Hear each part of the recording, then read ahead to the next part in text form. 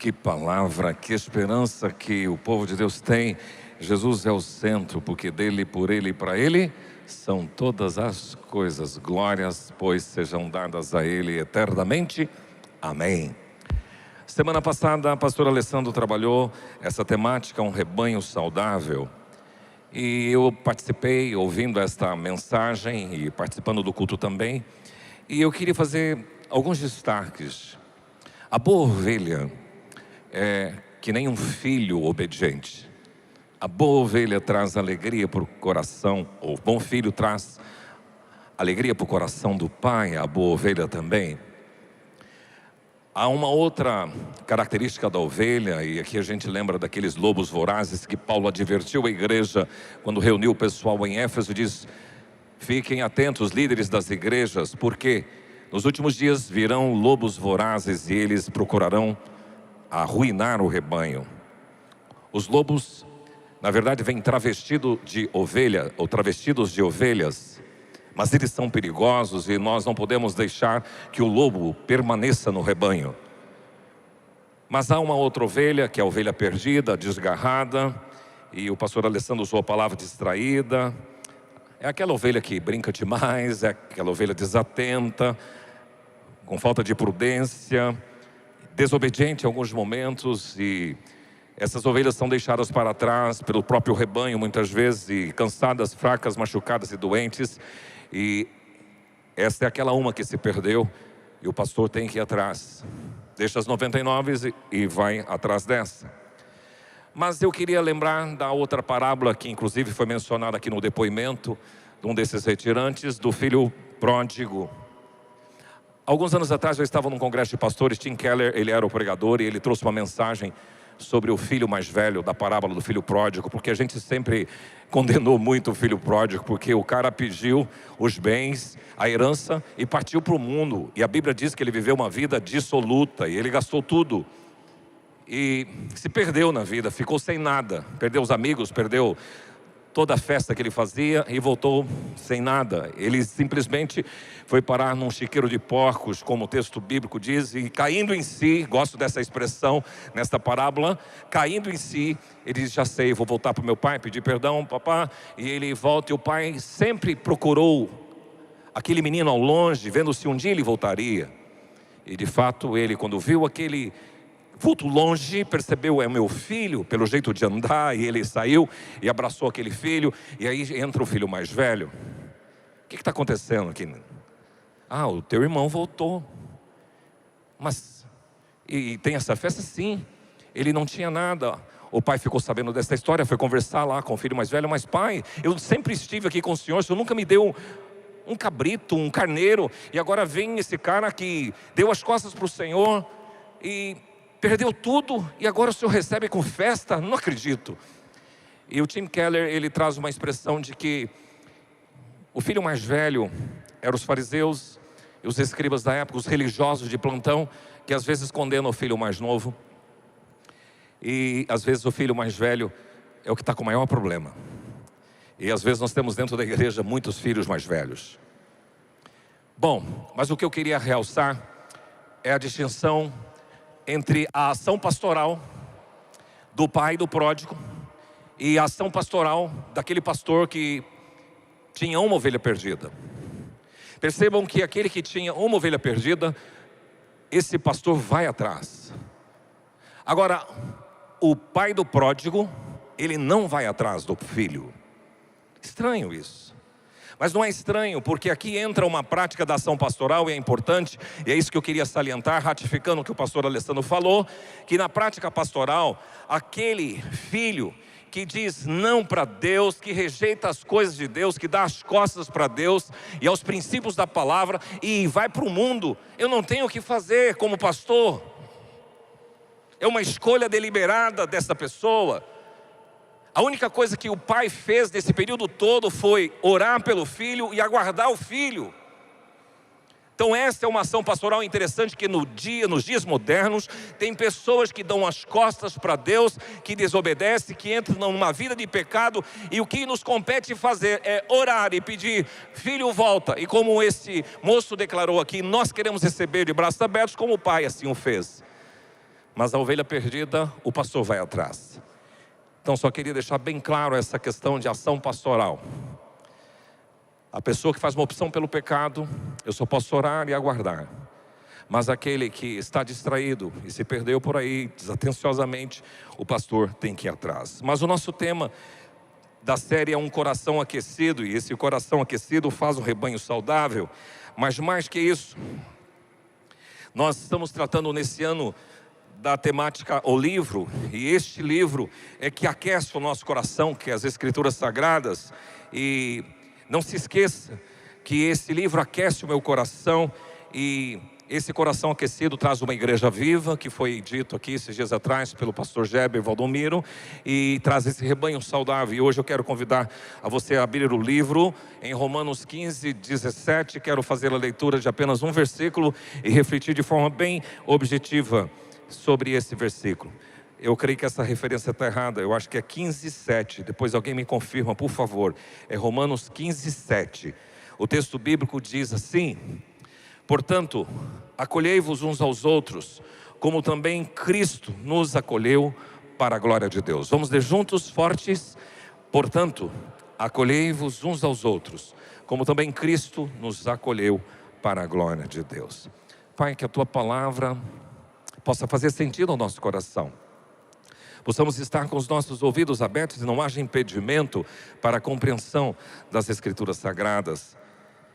Ser propício, blinda a nossa mente, e toda ação contrária seja repreendida agora em nome de Jesus. Amém. O nosso tema é esse, uma família que acolhe. E aqui pode gerar em você uma preocupação: será que isso é uma afirmação? A igreja de Jesus é uma família que acolhe, ou é uma idealização? Eu espero que para você e para mim, como igreja de Jesus, isso seja uma afirmação. Nós somos uma família que acolhe, e não queremos ser uma família que acolhe. É um desafio, sim. Paulo, ele escreveu a carta à igreja de Roma, e até o 11º capítulo é parte teórica. Depois do capítulo 12, ele começa assim: rogo-vos, pois, irmãos, pelas misericórdias de Deus, que apresentei os vossos corpos. E ele começa a entrar na parte prática da vida cristã. E aqui nesse capítulo, ele vai estar tratando da forma como Jesus agiu. Paulo não esteve na igreja de Roma, ele queria ir a esta igreja. Ele escreve no início da carta: eu quero estar com vocês para repartir o dom, para frutificar no meio de vocês e para nos consolar reciprocamente. Era o desejo de Paulo. E aqui no final ele está comparando a ação altruísta de Jesus, quando ele faz essa menção: olha, se nós somos acolhidos pelo Pai, se nós somos acolhidos em Cristo Jesus, você também tem que acolher as outras pessoas. Então é esta afirmação de Paulo. E a Bíblia utiliza esse termo família. O próprio Paulo, quando escreve a igreja de Éfeso, no capítulo 2, versículo 19, ele diz assim: vocês não são mais estrangeiros e peregrinos, mas vocês são concidadãos dos santos, e vocês são da família de Deus. Então podemos usar uma palavra para caracterizar a igreja como lavoura, que é comum na nossa região. Podemos usar a palavra edifício, podemos usar a palavra corpo, mas esta configuração de igreja como família, ela traz uma relação mais paterna, traz uma relação mais fraterna e uma relação mais amorosa. E em Cristo Jesus, você e eu fomos inseridos numa família. É tão bom pertencer, é tão bom ter uma casa, ter um pai, ter uma mãe, ter irmãos, ter avós. É muito jóia essa convivência. Mas, como no inverno, percebemos o valor do lugar de abrigo e do acolhimento para nos protegermos, assim nós também entendemos a importância desse acolhimento num lar, esse acolhimento numa casa. A palavra acolher significa tomar para si, significa tomar pela mão a fim de pôr de lado, receber em casa. Acolher significa abrigar, significa conceder acesso ao coração. Então, nós fomos acolhidos, o Senhor permitiu acessar o coração dele. E agora, da mesma forma como ele fez conosco, ele diz que você e eu devemos fazer com as demais pessoas. Na teologia há uma discussão se nós somos divididos em 2 ou 3 elementos. Eu prefiro a divisão do homem em 3 elementos, entre corpo, alma e espírito. 1 Tessalonicenses 5:23, o apóstolo Paulo diz: o mesmo Deus da paz o santifique em tudo, o vosso espírito, alma e corpo. O espírito é a parte de nós de habitação de Deus, o corpo é essa embalagem que Deus deu a você, e a parte da alma é o centro das emoções, vontade e intelecto. E eu queria pensar numa família que acolhe, na igreja de Jesus que acolhe o homem na sua totalidade. O homem pensando nele como corpo, pensando nele como alma e pensando nele como espírito. Como que a igreja pode lidar com esses três elementos na vida de uma pessoa? E é isso que eu quero tratar com você nesta noite. Em primeiro lugar, uma família que acolhe um corpo desprotegido. Os extremos de temperatura provocam dificuldades para muitas pessoas. E uns preferem calor, outros preferem frio. Esses dias atrás eu saí daqui de Dourados com muito frio, passei por São Paulo, mais frio ainda, e fui parar em Imperatriz de um calor de rachar. Olha que extremos, e todos os extremos são complicados. Nada melhor do que para proteger de um frio intenso, um abrigo, agasalhos, cobertas, chás e sopas. Mas nada melhor para proteger do calor intenso do que uma sombra, um vento refrescante, uma brisa, um climatizador, um ar-condicionado, para proteger contra o calor. E a igreja de Jesus, como família de fé, foi levantada neste mundo que sofre frio e calor, para acolher esse corpo desprotegido, desprovido, necessitado, oferecendo orientação e condições para o seu cuidado e melhoria nas condições sociais. Agora, em Mateus 6, Jesus faz uma afirmação, porque Ele está ensinando os seus ouvintes no Sermão da Montanha: por que vocês estão inquietos quanto ao que há vez de comer, beber, vestir? Olha para os pássaros, eles não plantam, não colhem, não ceifam, e o Senhor os sustenta. Olha para Salomão, nem Salomão com toda a sua glória se vestiu como um lírio, que hoje está bonito, mas depois murcha e seca e vai ao pó. Então Ele diz que nós estamos preocupados quanto ao que havemos de comer, beber e vestir. Comer e beber é fácil, é um cuidado do corpo, e o vestir é um cuidado mais amplo também do corpo. Mas há uma amplitude desta ideia de comer, beber e vestir. É a vida como todo. Quando eu falo de saúde, educação, de saneamento, eu estou falando do comer, beber e vestir. Tudo que pode melhorar a dignidade, a situação social da vida de uma pessoa, é isso que nós estamos falando de acolhimento. Conta-se na história que o calvinismo, João Calvino em Genebra, ele influenciou muito a questão social da cidade por causa do púlpito. Porque isso aconteceu na política, nos hospitais, na educação e na vida do social. Porque a igreja pode fomentar e contribuir com isso. Porque cuidar do corpo, eu posso dar uma cesta básica, eu posso trazer agasalho, mas é mais amplo que isso. Eu posso conscientizar as pessoas para que possam ser ativas, possam ser laborativas e possam ter uma melhor situação social. O cuidado com o corpo, isto é bem definido dos nossos dias, porque envolve uma boa alimentação, envolve a higiene pessoal, envolve o descanso, exercícios físicos. E você vai ao médico, você vai ouvir isso, e você tem que ter essa disciplina. E esta área é desafiadora para muitos de vocês e para mim também. Porque entra na área da disciplina, e você tem que cuidar do que come, fazer os seus exercícios, principalmente quando os seus anos vão se avolumando, e você vai perceber as suas deficiências e precisa fazer o seu exercício. Agora, a busca por uma condição de vida melhor, é muito importante que a igreja de Jesus influencie as pessoas nesse sentido. E aqui a ideia de quanto ao que a vez de vestir, tem implícita a melhoria das condições sociais. E a igreja ocupa um papel importante nesse aspecto social, porque ela vai contribuir para o desenvolvimento e melhoria da situação de vida das pessoas, inspirando através do trabalho, prosperidade e melhorias. Isso acontece na igreja.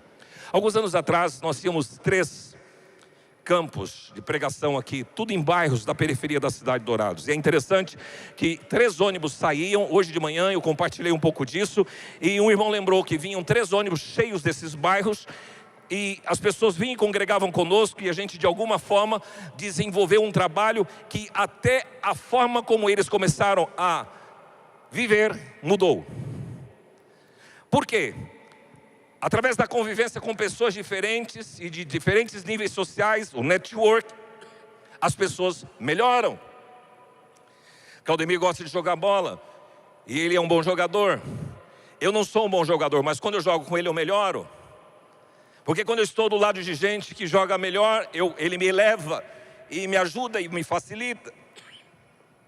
Através do ensino e da formação cristã, a igreja contribui para que a situação social das pessoas melhore. Mas com certeza vamos sempre encontrar pessoas extremamente acomodadas que não melhoram de jeito nenhum porque elas não querem se mexer. E aqui é importante você destacar a diferença entre ambição e ganância. Ambição é bom, ganância não. Meu pai, eu fiquei sabendo na sua história, ele morreu quando eu tinha 11 anos, mas que ele tinha uma desavença com um dos seus irmãos. E eu não fiquei sabendo por quê, qual era o motivo. Mas eu visitei esse tio e perguntei: escuta, eu sei que você e meu pai tiveram alguns problemas. E ele disse assim: o seu pai era muito ambicioso. Eu falei: e como é que era? Não, teu pai viveu aquela vida simples lá na Bahia, no sertão. Mas ele disse assim: eu não quero deixar a minha família viver nesta vida difícil que nós vivemos aqui. Eu quero lutar, eu quero vencer e quero dar as boas condições. O teu pai era ambicioso. E eu percebi que na casa desse meu tio, que mora ainda numa das capitais do nosso país, a casa dele não tinha portas. Era aqueles panos como se tem na roça ainda, dividindo um quarto da sala. E aí eu entendi que o meu pai tinha razão, porque ele não tinha ganância, mas ele tinha ambição. Eu quero dar condições melhores para os meus filhos, para minha esposa. E é importante que você entenda que uma família que acolhe, se preocupa com essa condição social, e tem alguns aspectos básicos para que haja melhoria na condição de vidas. Primeiro, acredite no esforço, na dedicação e no trabalho. As coisas não vêm de mão beijadas. Eu ouvi esses dias o Cristiano Ronaldo, um jogador famoso, escrevendo assim: chegue antes e saia depois. Primeiro a chegar no treino e o último a sair. E ele é um craque. Mas por quê? Há esforço, dedicação e trabalho, estudar, crescer, aperfeiçoar, buscar constantemente o autodesenvolvimento e a profissionalização pessoal. Não ficar na dependência do outro, na espera. Domingo passado eu estava numa feira livre em São Paulo e eu tenho um tio que ainda até hoje trabalha na feira vendendo limão. E eu fui vendedor de limão e eu peguei aquela redinha com limão e eu sabia fazer montagem dos saquinhos. E eu coloquei 4 limões embaixo e 2 em cima, formando uma pirâmide. Mas ele não parou porque eu perdi a habilidade. Mas eu vim desse gueto, desse meio, e foi nesse ambiente a minha forja. E é trabalho, dedicação e empenho. Agora também, a busca por uma melhor condição de vida acontece aplicando os princípios de gestão. E isso acontece na casa, no trabalho, na sua vida estudantil, nos projetos. E os princípios básicos de administração é planejamento, organização, direção e controle. E você pode aplicar isso lá na cozinha.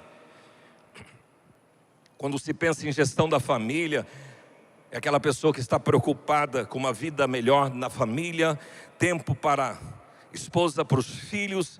E é gostoso ter uma casa, mesmo que seja simples, mas limpa, organizada, um ambiente agradável que você tem prazer de voltar. Eu já escutei algumas pessoas dizendo: eu não tenho prazer em voltar para minha casa. A nossa casa deve ser um lugar agradável.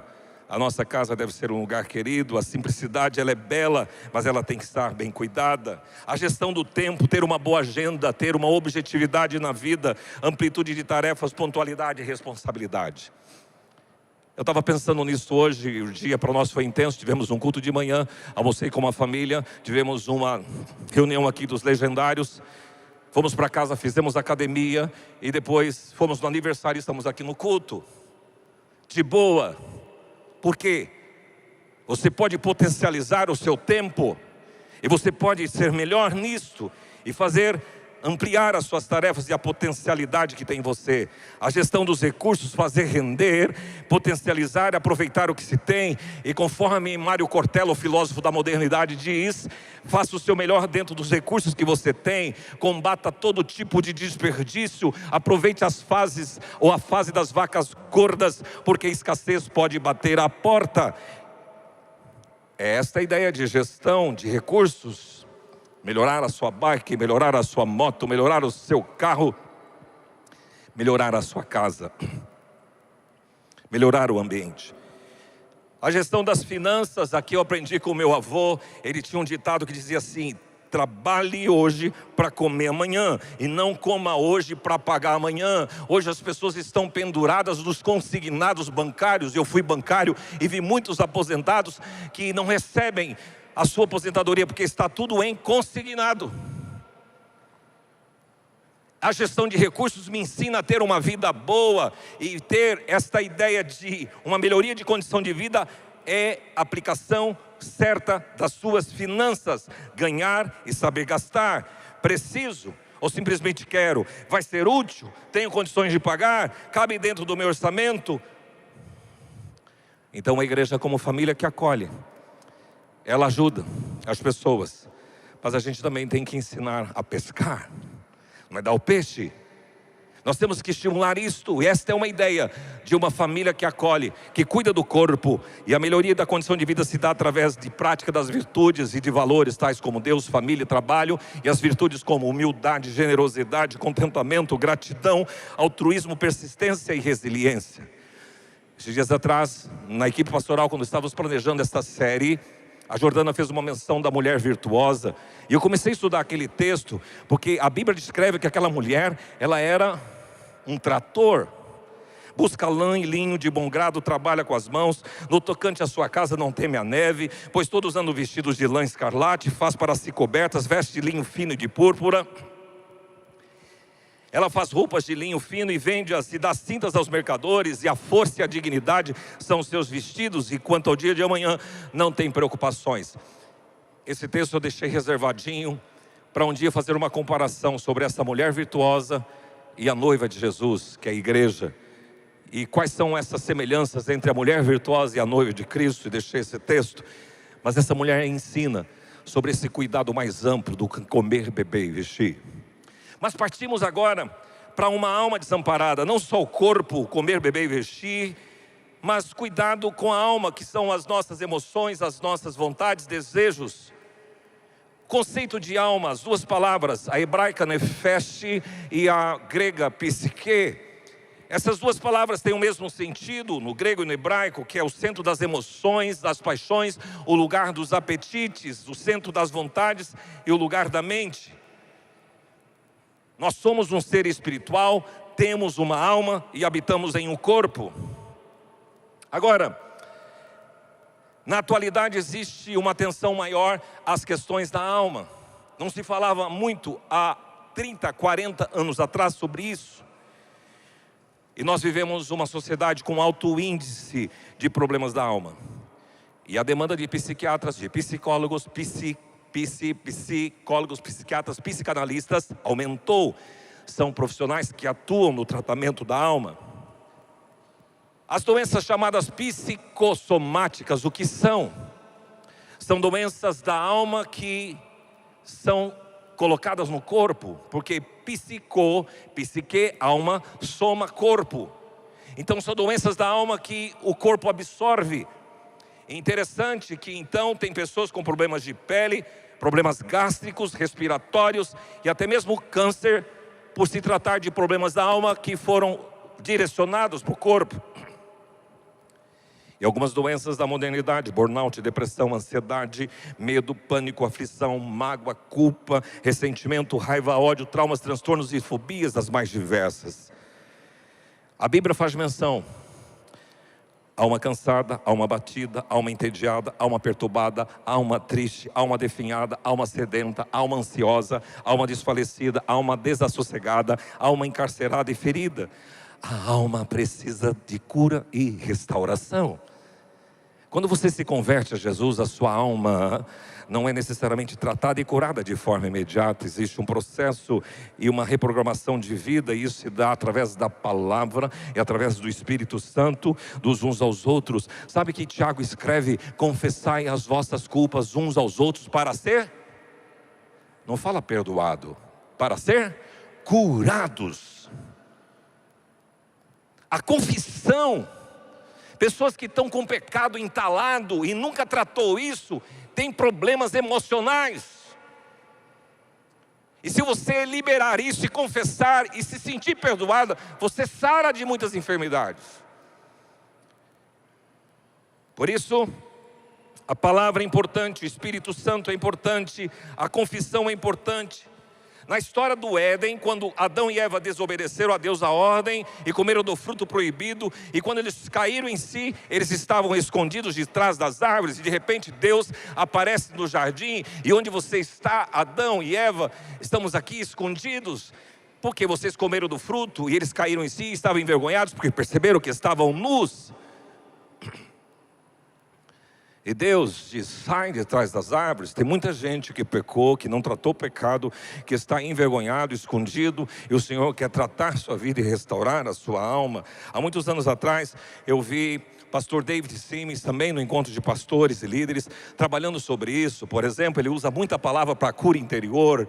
Quando Jesus, em João 11:35, Jesus chorou, ele está naquela situação de cura, de ressurreição de Lázaro, e quando ele chega na aldeia de Betânia, Marta sai e diz, se estiveras aqui, meu irmão não teria morrido. A Maria fala a mesma coisa, se o Senhor estivesse aqui, meu irmão não teria morrido. E Jesus usa um se também para falar com elas.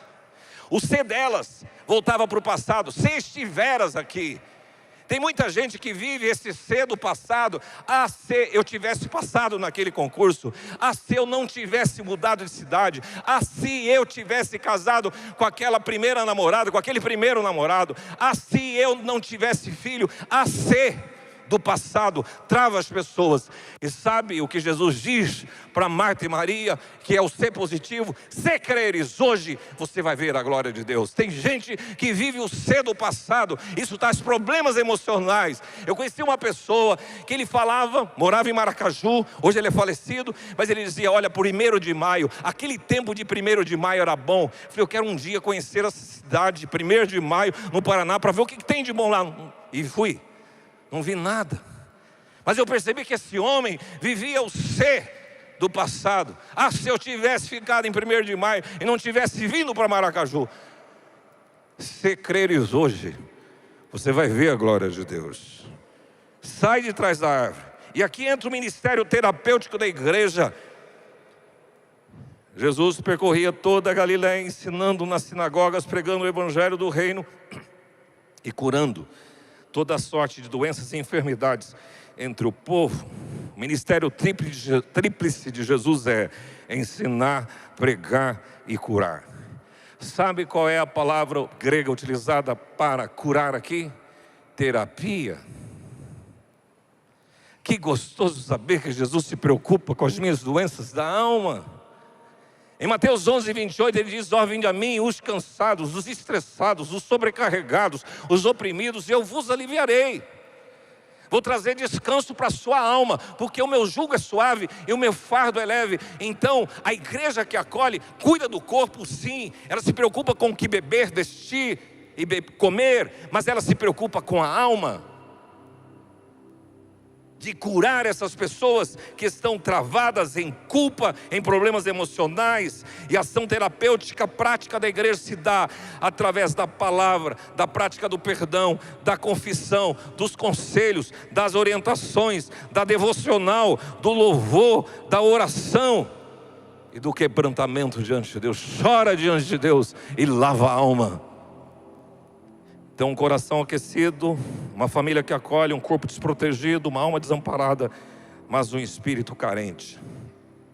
Romanos 3:23 diz, todos pecaram e carecem da glória de Deus. O que ele está dizendo aqui é que espiritualmente, essa área da sua vida, e aqui eu queria que você distinguisse, por favor, o Espírito Santo faz parte da Trindade. Eu não estou falando aqui do Espírito, o Espírito Santo. O Espírito, estou falando da parte em você que é para a habitação de Deus. Mas quando esse Espírito não está ocupado por Deus, conforme Efésios 2, diz lá que o príncipe da potestade do ar atua nos filhos da desobediência. Então esse Espírito em você, quando não está ocupado pela presença de Deus através da pessoa do Espírito Santo, ele está liberado para a ação do mal. E o que Jesus veio foi libertar as pessoas do pecado e de toda essa opressão do mal, todos os oprimidos do diabo. Por isso que vivemos uma sociedade espiritualmente morta. As pessoas com as quais você convive no seu dia a dia, elas não têm a presença do Espírito Santo dentro delas. Portanto, esse espírito delas está vazio ou sendo ocupado pelo mal. Por isso que Efésios 2:1 diz: Ele vos deu vida, estando vocês mortos nos vossos delitos e pecados. Então, quem não tem vida no Espírito atua sob a influência e governo das vontades pessoais da carne e também de Satanás, e são classificados na Bíblia como filhos da ira e filhos da desobediência. Eu vi uma declaração de alguém nessa semana dizendo assim: se depois de pecar você se sentir bem, então você está espiritualmente mal. Mas se você depois de pecar se sentir mal, você está espiritualmente bem.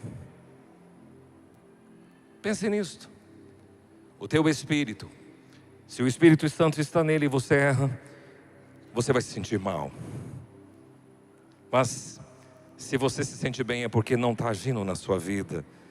Agora, quais são as graves consequências? Aqui tem dois aspectos: as consequências imediatas desse espírito totalmente desamparado. É uma vida vazia, sem propósito, cega de entendimento. Uma vida oprimida, aprisionada, sem Deus e até mesmo dominada pelo mal. Esta é a consequência imediata desse espírito vazio. E uma consequência depois, quando a gente olha para as Escrituras, das sequências eternas. Esse espírito sem habitação de Deus, ele vai ser condenado eternamente, vai ser banido da presença do Senhor, vai ter uma eternidade cheia de choro e ranger de dentes, como a Bíblia descreve, um sofrimento eterno. Então, quando Jesus entra no seu espírito e ele começa a trabalhar isso, ele vai tratar a alma, e você é santuário, o seu corpo é santuário dele, e você vai viver para a glória dele, e você vai ser uma pessoa leve. E é este o propósito de uma igreja que acolhe. Então, a conversão é a única possibilidade de reversão do seu estado do espírito, de espírito. E aqui eu quero fazer algumas afirmações para fechar. Em Cristo, aquele que está morto recebe vida. Em Cristo, aquele que está exposto à vergonha é vestido e honrado. Em Cristo, aquele que está longe de Deus é aproximado, recebendo a presença do Espírito. Em Cristo, aquele que não tem força para viver, mediante a ação do Espírito Santo, é fortalecido pelo seu poder. Em Cristo, aquele que vive de luto e angustiado, em Cristo recebe o óleo de alegria e veste de louvor e coroa em vez de cinzas. Essa é a igreja de Jesus, como uma família de fé que foi levantada neste mundo para acolher o pecador. E eu queria encerrar com a história do Farofa. Acompanhe aí comigo. Adivinhe o que há em comum entre esses dois cachorros? Nada, além do fato de ambos serem cachorros. Este é um animal doente, sujo e que vive nas ruas. Com certeza ninguém quer um bicho desses por perto. Este é um cão que perambulava nas ruas de Resende em outubro de 2005, enxotado por todos, rodeando um açougue, sob o olhar indiferente dos que passavam, com aspecto repulsivo, fedorento, com sarna, também com sede e certamente com muita fome. Este cão anda sem rumo, não quer a proximidade de nenhum ser humano, não responde a estímulos, não atende se for chamado, o peso 7 quilos, o temperamento é desconfiado e hostil. Ao contrário, esse cachorrinho é amigável e tem saúde. Farofa responde quando é chamado, gosta de brincar, adora o dono dele. Quando passa na rua, as crianças vêm fazer carinho porque ele é fofinho. Peso 17 quilos, o temperamento dócil e brincalhão. Farofa conhece a coleira e adora passear todo dia. Fica feliz quando toma banho, tem caminha e brinquedos. Eles não têm mesmo nada em comum, apesar de ser o mesmo cachorro em épocas diferentes. O Farofa foi recolhido na rua em outubro de 2005. Passou 3 meses sendo cuidado por veterinários. Foi fotografado no dia 1 de junho de 2006 na nova casa. Agradecemos aos que apoiaram essa difícil trajetória, especialmente a doutora Flávia Tavares e ao Alberto, que adotou o Farofa quando ele ainda não estava visivelmente lindo como é hoje. Agradecemos a todos os que se recusaram a socorrer Farofa, porque nos deram a oportunidade de sentir a felicidade de salvar a vida de um ser tão admiravelmente amoroso. Sabe que às vezes me sinto como um farofa, e Deus tem colocado pessoas ao nosso lado semelhantes ao farofa, que precisam de ser acolhidas. Então tem dois aspectos nesta noite aqui. Pode ser que você sinta-se como farofa, com frio, problemas no corpo, problemas na alma, problemas no espírito. E eu quero dizer que Deus quer acolher você, e nós queremos acolher você. Mas o outro aspecto é que muitas pessoas têm se aproximado de nós e a gente não tem agido como esta veterinária e esse veterinário fez. Acolher. Quero que você ouça essa canção e deixe o Espírito Santo falar ao seu coração.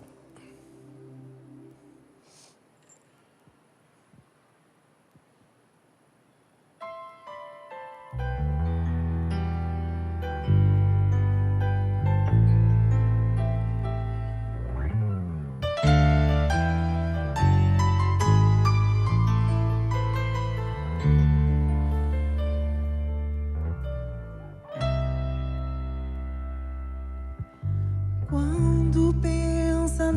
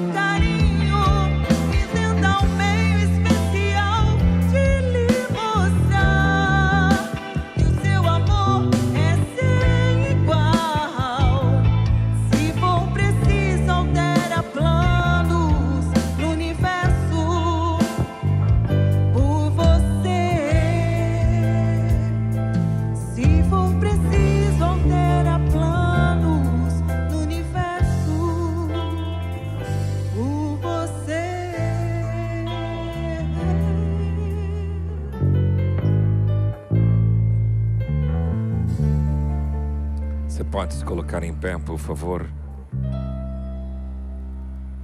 Deus se importa com você. Eu quero fazer 2 convites aqui. Primeiro, aquela pessoa que aqui está nesta noite sentindo como farofa, que precisa de um tratamento geral, amplo, corpo, alma, espírito. O Senhor pode transformar a sua vida. E Ele quer fazer isso. E nós, como família de Deus aqui nesta noite, queremos abraçar você. Mas o meu segundo chamado é aquelas pessoas que foram acolhidas em Cristo Jesus, mas que não têm acolhido umas às outras. É o desafio porque Deus está te chamando para ser uma pessoa mais acolhedora. Enquanto cantamos essa canção, recebi um novo coração do Pai, um coração regenerado, transformado. Se você quer marcar este momento, Senhor, quero ser transformado, me sinto como farofa e quero ser acolhido. Ou se você quer dizer, Deus, o Senhor me tocou para acolher melhor as pessoas que estão ao meu lado. Tem muito farofa do meu lado e eu não tenho visto. Enquanto cantamos essa canção, vem à frente, nós vamos selar com um tempo de oração.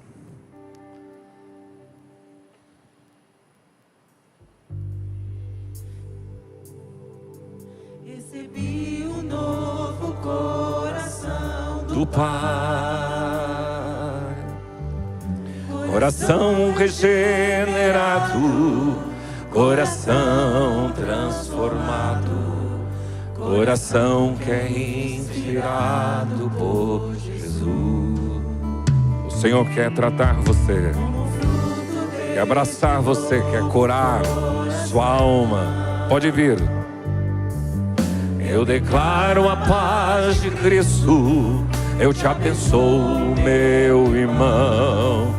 Preciosa é a vossa comunhão.